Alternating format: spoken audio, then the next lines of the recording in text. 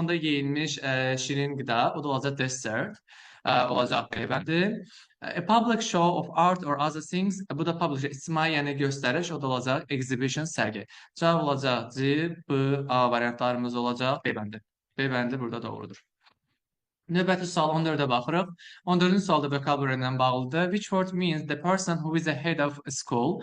Sözün mənası hansıdır ki, məktəbin başçısı, o da olacaq director, o da olacaq principal. 5-ci sinif sözüdür, hansı ki bu iki 5-ci sinif sözlərində var idi. Spy casus deməkdir, hairdresser bərber deməkdir, lawyer hüquqşünas deməkdir, operator deməkdir. 15-ci sual zaman mövzusuna bağlıdır. Bizdə görür ki, burada last month var. Last month da keçmiş zamanı göstərir. Və uşaqlar burada sual işarəsi var. Sadəcə burada editləyəndə sual işarəsi tam düşməyib.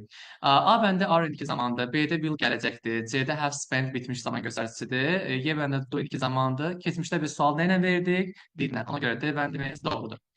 16-cı sualda düzgün ki variantı seçin. Yəni transist cəmdir. Ona görə işarə vəzimiz də cəm olmalıdır. A bəndə bir səhv təkdir, Y bəndə bir səhv təkdir.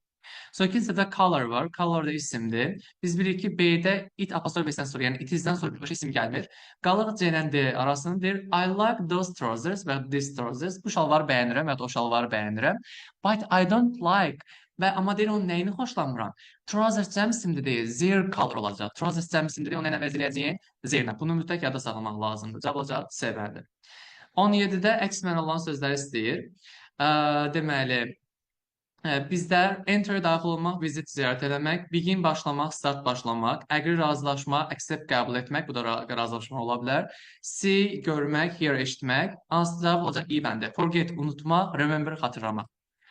18-ci sual bizdə deməli bağlacı mövzusuna bağlıdır, conjunction.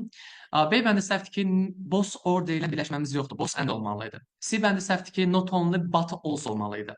D bəndi səhvdir ki, is or olmalıydı.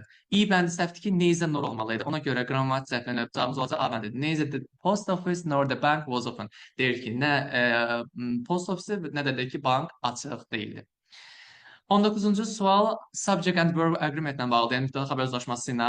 Language courses. Demişik ki, iki ismin aşağında həmişə axırıncı ismimiz əsasdır. Courses cəm olduğuna görə 2 ilə 3 olacaq cavabımız. Ona görə variant olacaq B bəndi. R-la verb.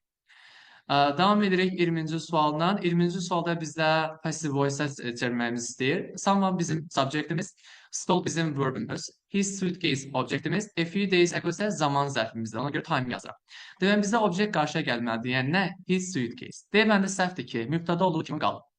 Və stole hansı zamandır? Stilin keçmişi. Keçmiş zaman, düzdürmü? A bəndə was ona görə heç bir vermək olmaz getdi.